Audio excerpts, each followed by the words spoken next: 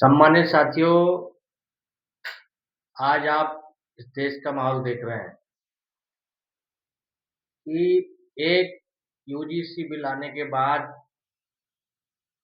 आज इस भारत देश की सड़कों पर वो लोग भी बाहर निकले हैं, जब इस देश के अन्नदाता किसान सड़कों पर थे, लाठियाँ खा रहे थे, तब इन लोगों ने सरकार का विरोध नहीं किया।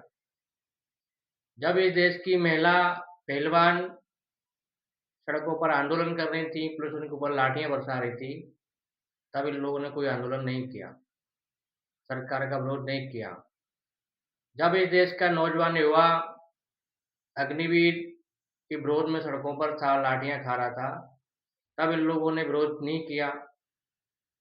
जब इस देश में मुस्लिमों के ऊपर अत्याचार हुआ, तब इन लोगों ने विरोध नहीं किया। जब इस देश में SC, ST, OBC, Bahujan Samaj के लोगों के ऊपर अन्याय अत्याचार हुआ, जातिगत भेदभाव हुआ, जाति के नाम पर अत्याचार हुआ, किसी की चोटी उखाड़ दी गई, किसी की चोटी काट दी गई, किसी को मूत पिलाया गया, किसी के ऊपर पेशाब की गई, किसी को मलमूत्र खिलाया गया, तब इन लोगों ने कोई विरोध नहीं किया, सरकार से कोई विरोध नहीं किया। जब इस देश में पेट्रोल 50 रुपए से आज 110 रुपए हो गया, इन लोगों ने कोई विरोध नहीं किया। जब इस देश में महंगाई चरम सीमा पर है, इन लोगों ने कोई विरोध नहीं किया। जब इस देश में रेप, बलात्कार ऐसी घटनाएं डेली हो रही हैं, तब इन लोगों ने कोई विरोध नहीं किया। जब इस देश में बेरोजगारी चरम सीमा पर है, इन लोगों ने कोई विरोध नहीं किया। लेकिन आज एससी, एसटी, ओबीसी के हक अधिकारों पर जब बात आई, उनको थोड़ा सा हक अधिकार दे दिया गया, जो जातिगत भेदभाव यूनिवर्सिटी और कॉलेजों में होता है, तो ये जातिवादी लोग आज सड़कों पर आ गए। जो लोग कल तक कह रहे थे कि जात पात की करो विदाई, हम सब हिंदू भाई भाई, अरे कहाँ गया आपका भाईचारा? ये बात बाबा साहब अम्बेडकर, महात्मा ज्योतिबा फुले, कई तमाम महापुरुष कहकर गए हैं। इस देश में एससी, एसटी, ओबीसी ये हिंदू समाज में नहीं आता है, हिंदू नहीं है, और ये बात आज इन लोगों ने साबित कर दिया।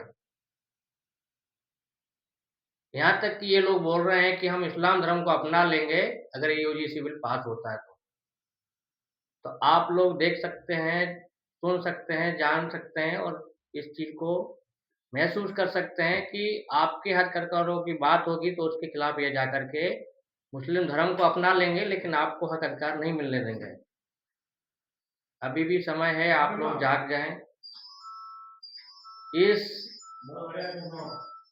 मनवादी विचारधारा से बाहर निकलें और इस यूजीसी बिल के समर्थन में अपने अपने घरों से बाहर निकलें और इसका पूर्ण रूप से समर्थन करें। नहीं तो हमारा आने वाली पीढ़ी गुलाम हो जाएगी।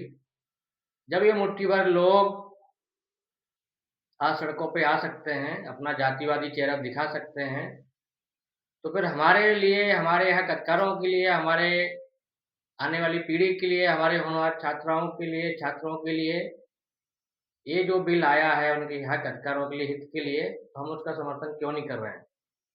और एक सवाल और उन लोगों से कि ये जो बिल आया है यूजीसी, ये केवल एससी, एसटी, ओबीसी के लिए ही नहीं है, इसमें महिलाओं को भी लिया गया है जो कि हर समाज की होंगी, इसमें विकलांगों को भी लिया गया है जो कि हर समाज के होंगे, फिर आप विरोध क्यों कर रहे हो? अभी देखा इंदौर में भी दूषित पानी से पीने से करीब 30 मौत हो गई। किसी भी संगठन ने इसका विरोध नहीं किया, लेकिन यूजीसी बिल जैसे ही आया उसका सारे संगठन सड़क पे आकर के उसका विरोध करने लगे, यहाँ तक कि भारत बंद का आह्वान भी कर दिया। इससे ये साबित होता है कि कुछ मनवादी लोग, ये लोग आज भी इस देश में जातिवाद को पैदा रखना चाहते हैं। ये लोग समता, समानता, भाईचारा कभी भी नहीं चाहते हैं।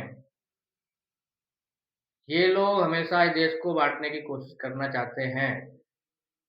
इस बात को एससी, एसटी, ओबीसी और पूरे बहुजन समाज को समझना चाहिए, समझना पड़ेगी। आज वो लोग जो अपनी-अपनी पार्टियों से इस्तीफ़ा दे रहे हैं, इसके खिलाफ में कि यूजीसी बिल आ गया। जब इस देश में, इस इंदौर शहर में 30 लोगों की मौत दूषित पानी पीने से हो जाती है, जिसमें एससी, एसटी, ओबीसी के ही नहीं, स्वर्ण समाज के लोग भी मारे जाते हैं, तब आप कहाँ थे? आपने सरकार से सवाल क्यों नहीं किया? आपने इसका विरोध क्यों नहीं किया? ये बात इस देश के हर व्यक्ति को जानना ज़रूरी है। और आने वाला जो कल है, आने वाला जो समय है, आने वाले चुनाव में इस चीज़ का जवाब आपको देना बहुत ज़रूरी है। आपको ये बात उनसे पूछना पड़ेगी कि जब हमारे बीच हमारे परिवार के लोगों की मृत्यु हुई, तब आप लोग क्या कर रहे थे? आपने विरोध क्यों नहीं किया?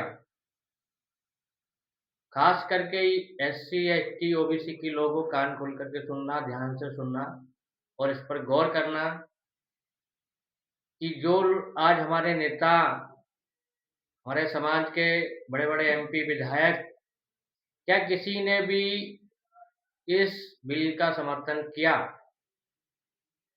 जबकि उनके समाज के नेता पार्टियों से इस्तीफ़ा देने, कई लोगों ने इस्तीफ़ा दे दिए। इस बात को ध्यान में रखते हुए, जो आपको अधिकार बाबा साहब अम्बेडकर ने दिया है वोट का, उसको पूरा ध्यान में रखते हुए आप इस्तेमाल करना।